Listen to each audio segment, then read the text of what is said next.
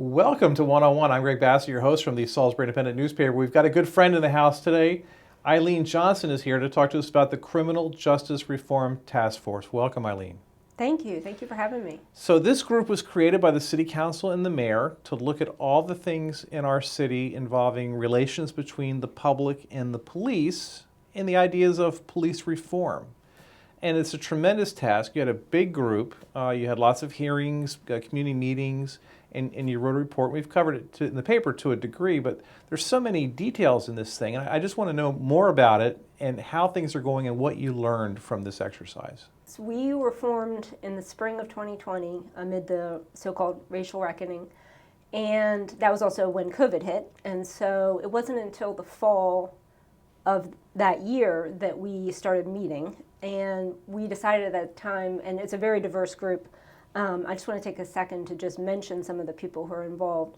And these are volunteers who spent 3 hours every week for over a year, and time beyond that, dedicating themselves to this.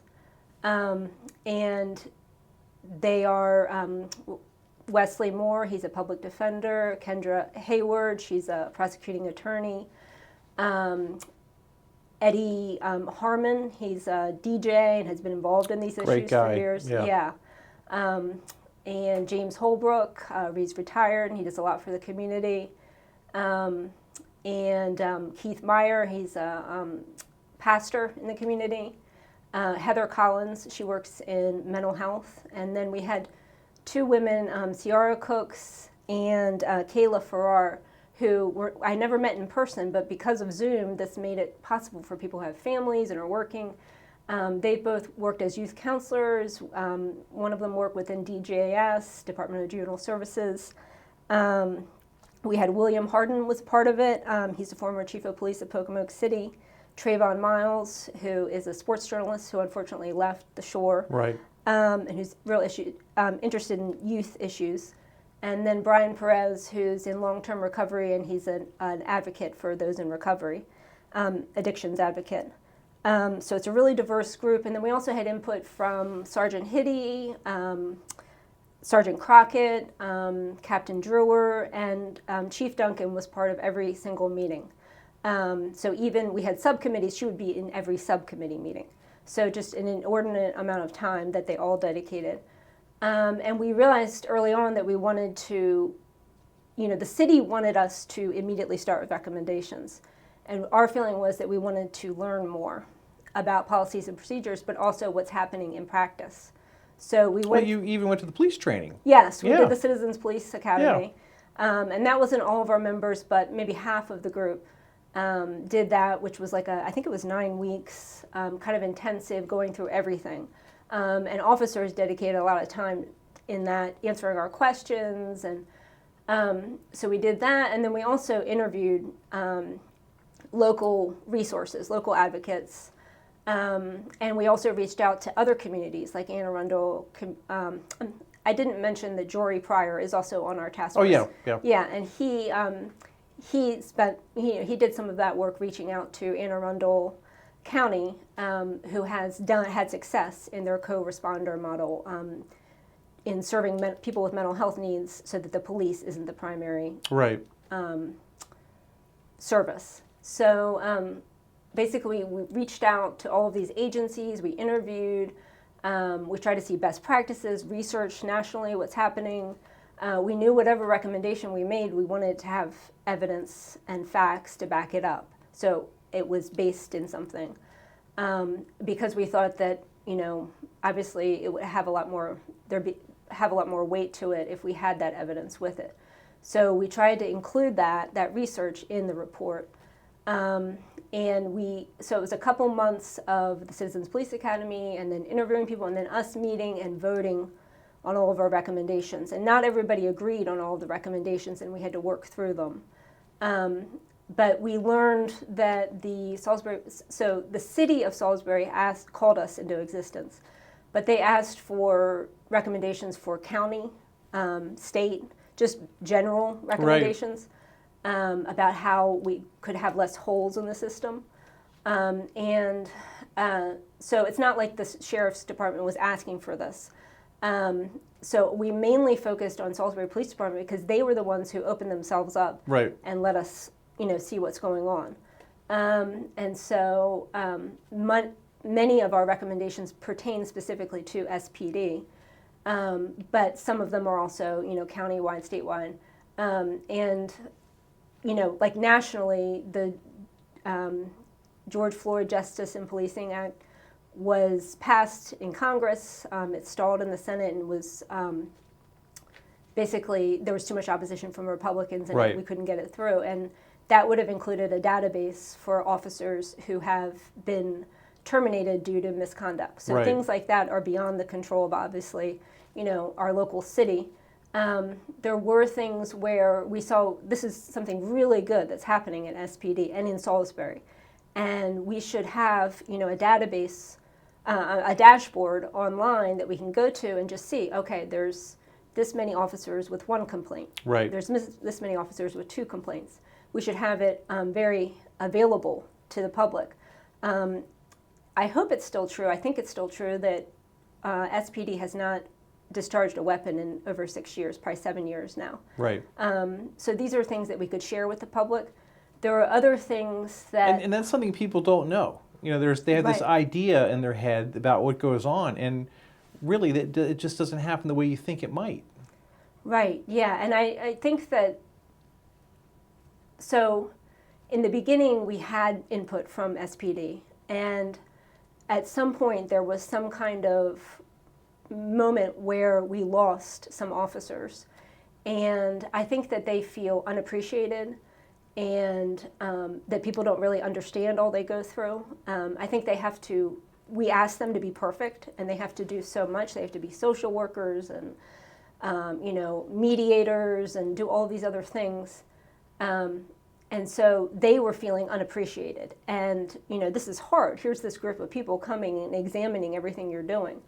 But we did see things where we, as objectively taking a step back, could offer some perspective to them. And some simple things like, one of our recommendations is 4 times a year or 3 times a year that there be a listening session. And we tried to do 1, which was very hard to get to happen. And that would just be officers coming and the community coming and just talking. And it makes a big difference for people to feel heard. Right. But those kind of things, if we want to do that, it has to be publicized. And it wasn't publicized until maybe a day or 2 before. And Right. no officers came. But the community came, and I think they felt heard, and they appreciated it. And Chief Duncan has said that they do those informally and formally. Right. But I think, maybe there could be more advertising and informal practice. Along the same lines, she, and I think also Chief Duncan maybe feels like she has to take on a lot of this. And we want to express that we can all together take on this, but we all have to kind of have buy-in. There are many of our recommendations that the response was, well, we're already doing something like that. Right. But Chief Duncan will say that they do not hire people with repeated complaints of misconduct or sustained complaints or having been fired for complaints. But we didn't see that anywhere in the formal policy, and so we also wanted to see how whatever culture she's creating could continue even when Right. she's gone. So it's like written into policy. Right. And it really is true that there is this blue wall of silence, that it is a culture, and it's hard to get into it. But we were able to do some ride-alongs and ask questions, and there are certain things where we saw, obviously we could change things like training for juvenile services, dealing with juvenile subjects, children.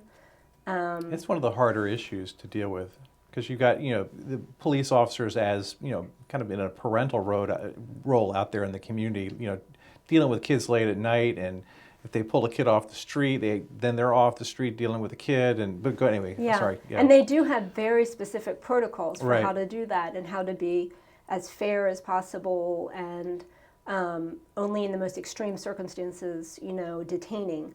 But just in informal conversations, we knew that it seemed that the level of training for dealing with, so officers can understand trauma and how it affects children, Right. and brain development. Also, we see all these local leaders who are helping people like Amber Green, Christine Chestnut, people with life crisis, how they could maybe be brought into the academy to do trainings or professional development trainings where, if you listen to Christine Chestnut talk about working with people who are unhoused, she can just spout off in 10 minutes everything you need to know. Right. That kind of shatters all the myths, Right. And helps you understand so that the next time you have that encounter, you think differently. That kind of thing, I think, would be helpful to utilize some of those local advocates because they know our community. Right. And especially in these situations, these domestic situations, someone who listens to the scanner, the police showing up, having to be social workers between a husband and a wife or, people that are in a relationship. And that's just not what they're there for. Right. Yeah, absolutely. Or it's not what our community needs them to do. There should be other people that you maybe dispatch for those kind of purposes. Right. And the city is piloting right now the mental health co-responder Right. model. There's a lack of mental health providers locally and everywhere. So that's a challenge. And the other thing is that there's also, just in looking through the statistics that we have, 42% of all of our calls for SPD are public service calls. And they could be, the example that Jake Day gave was that it's like a little old lady calls that someone knocked over her house plant or Right. her plant in her yard. Right. In the middle of the night, and so they call the police. She calls the police, and something like that, where it's an after-the-fact event, and it's just making a report. There's a huge amount of time that is spent on Route 13 North at Walmart and those other places for shoplifting, and most of that is after the fact, looking at camera footage. One of the stats, and the mayor has always said he would like to have the mall and everything out of the city limits because then we'd be the safest community in the whole world because the shoplifting alone skews our numbers in terms of crime. Right, yeah. Wesley Moore, the public defender, said that he just tells his guys, do not shop, or do not shoplift at Walmart. Right. You will get caught. Right. So, and you think about how demoralizing that is for an officer. They've dedicated themselves to this public service, and they spend a lot of time, dealing with these shoplifting on Route 13 North. And the shoplifters are not necessarily, evil people. They're just desperate and they're sad. And you're going up there and dealing with this desperate, sad person who's in a bind and makes a bad decision. Right. Yeah. So, and I think that there's no way around. We have to have that service. We have to report that. We have to deal with that, prevent that. But on situations where it's already happened, there's camera footage, or it's just making a report, those are situations where we could have, and it was scary for me to even suggest this during all of our deliberations. I had heard about these cities that were doing these community responders. I'm trying to remember the name of the city that did it, for Buffalo, I think it is. Right. Where they're piloting the idea of these unarmed responders. Right. And I was scared to even mention that. And then I mentioned it with Chief Duncan and with Mayor Day, and I was completely surprised that both of them supported the idea. Sure. And pointed out, we're spending 42% of our time on some of these, and some of them we absolutely need, an armed officer there. But some of them, if it's just doing like fingerprints, at a car that needs to be dusted. Right. So they would need to be like very highly trained. They would probably need to go through parts of the academy. They would need to be a specific kind of person who's really good listener and a specific kind of person for that role. And with all of the positions, one of our recommendations was, better compensation. We suggested more perks and better compensation for officers, destigmatizing mental health, needing mental health help, better supports for all of our officers. So everybody sort of agrees that we need to move in this direction. I think that if we could get to that, a lot of the answers to the recommendations were, it's a budget issue, it's a budget issue, it's a budget issue. And so the solution, it seems to me, is that we can take some of the responsibility off the police. Right. And divert that toward these other kinds of responders, and then also just more long-term investing in our infrastructure, after-school programs, which the city is already doing, Boys and Girls Club, the 2 community centers. There's just that momentum, and it needs to grow and multiply. The Substations. the defund the police thing got spun out from this idea, the idea that if 40% of the calls could maybe be done by people who aren't police, perhaps you cut the police budget a little bit to fund these other things, these other purposes, and that turned into defund the police, so it became this horrible political issue, and I think we lost attention to what it might be needed. So maybe you continue to fund the police at the same way, and they're still funded pretty high, but you find a way to create this other need, this other service for the community that isn't guys with guns and tasers and stuff like that. The whole argument just kind of got lost, but the task force kind of addressed all that stuff. Yes, and I think also, I've been doing more research about all of this, and, we used to invest more in our communities. We Right. used to have more public pools and public parks, and we've gotten away from that, and we used to kind of try to build the community, and so that's the direction where I think the whole idea is that we're investing in this infrastructure and this programs and all of this it's worth it, and it will pay off. You won't see it like with pre-kindergarten. Every child who goes to pre-K is more likely to graduate every grade, graduate high school, less likely to fail, less likely to be involved in the criminal justice system, ends up getting paid more and providing more jobs for a community. So It works, yeah. Yeah. So if we're working towards that in our county, but we are second to last for our county contributions to education, and we are actually dead last with voting in our county. Right. So we have a long way to go, and we, personally, I see the city making a lot of progress, and I think the county could really, learn from the city and being bold and trying new things and building. So obviously the revenue cap is a huge obstacle to that, but if we can invest in those things, it will be a long-term payoff. We won't see it, next year or the year after, but it builds and it grows. Right. Now what you guys did is you took these ideas and you prioritized them based on whether it needs to be done immediately or down the road. So what was the first thing that you think needs to be done? Well, literally the first thing on there is about transparency and just getting some of these numbers out about use of force and police misconduct. And the city has decided they're going to hire a data analyst for the police department, which would be wonderful. And we think they can actually do some of it right now. They can actually get some of that information out now. Obviously the mental health co-responders is happening right now. Right. The listening sessions, that could happen right now. There were several things where we thought it would be pretty easy to accomplish, but we don't know if it's, I guess my fear is that it will just sit on a shelf somewhere and gather dust. But the city council is looking at it, and they're doing the budget, and then when they're done with that, I think they said they're going to go through each one. We're not sure how the process works, but we feel that we did what we were asked to do, and we're here and we're ready, if anything is needed.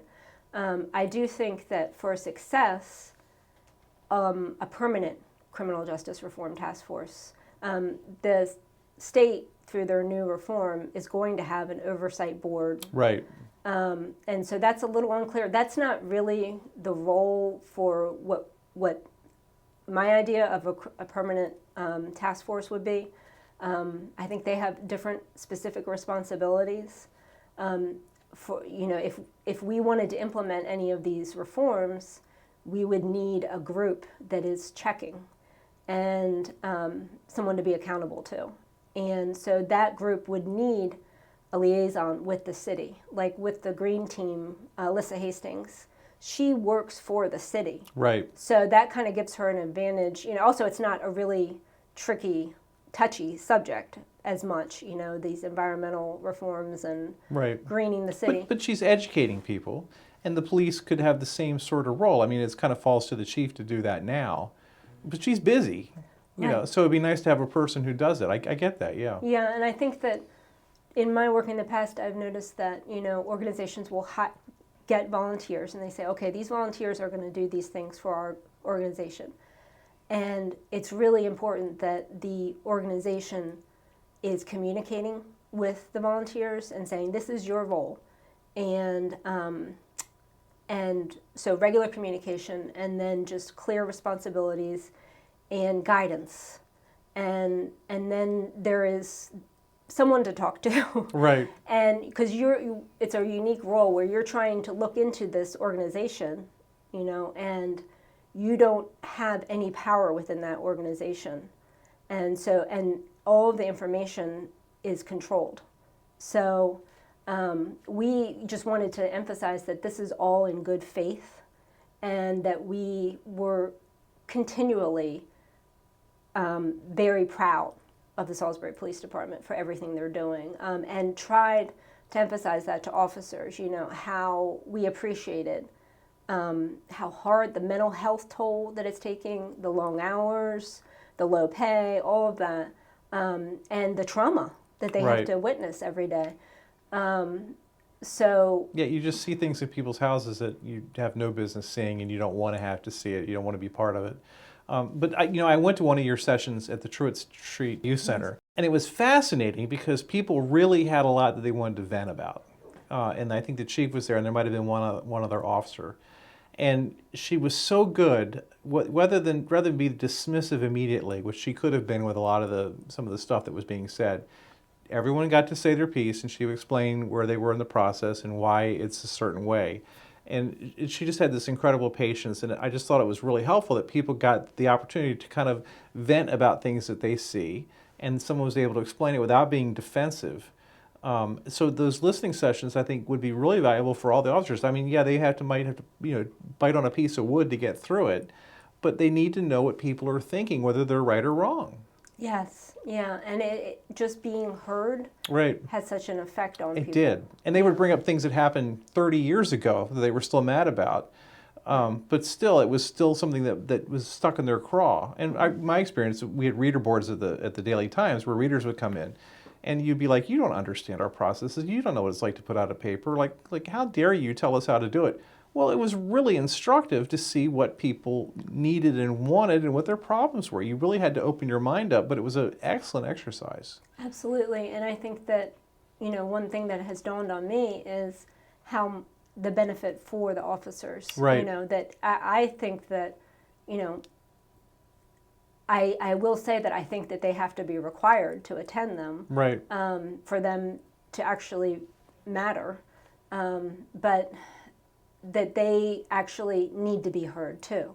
They have things they want to say, and they have things they want to maybe share with the public. And I know that they have to constantly be thinking about, what image they're giving off and all of that, and being very professional. And there is a space for, where they're having group counseling and things like that, where they can voice their frustrations. But just being part of this community event that is not a moment of trauma, not a moment of, conflict, where it's actually just good people who care, that, just a reminder that there are all these people who want to hear from you too. Yeah.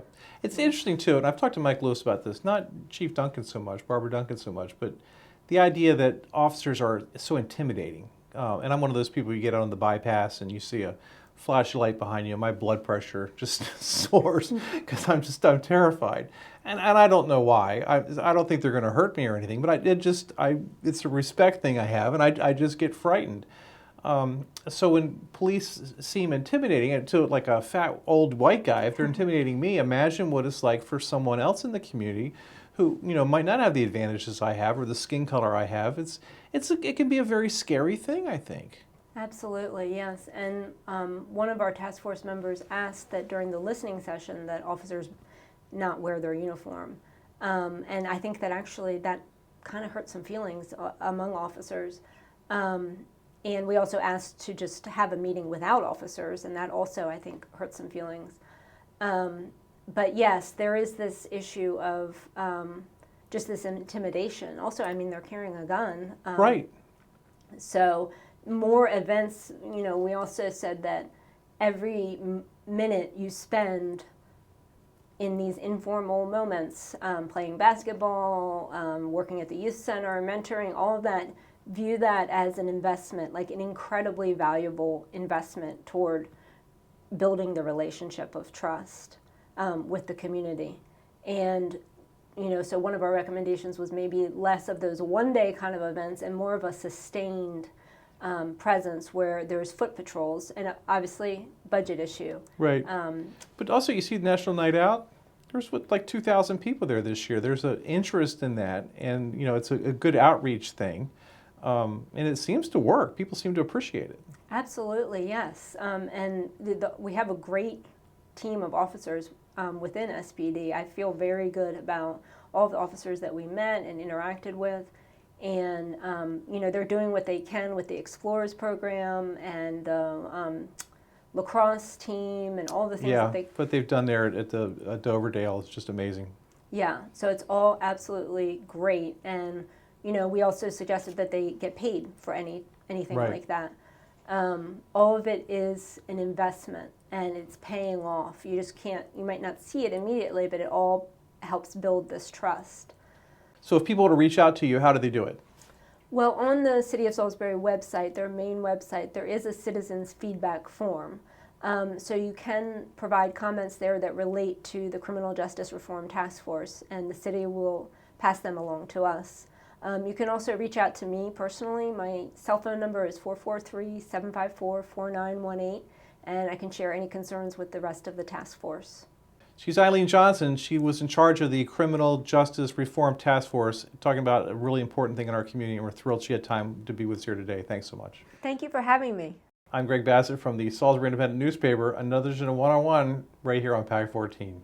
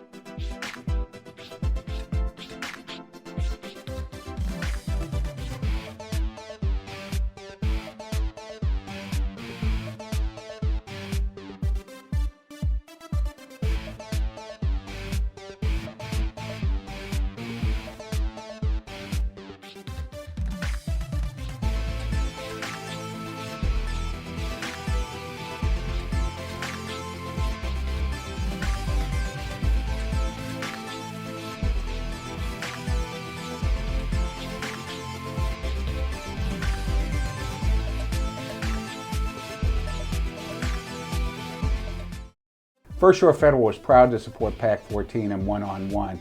We'd encourage every business to support PAC 14 and pick a program and support it, and let's make a difference.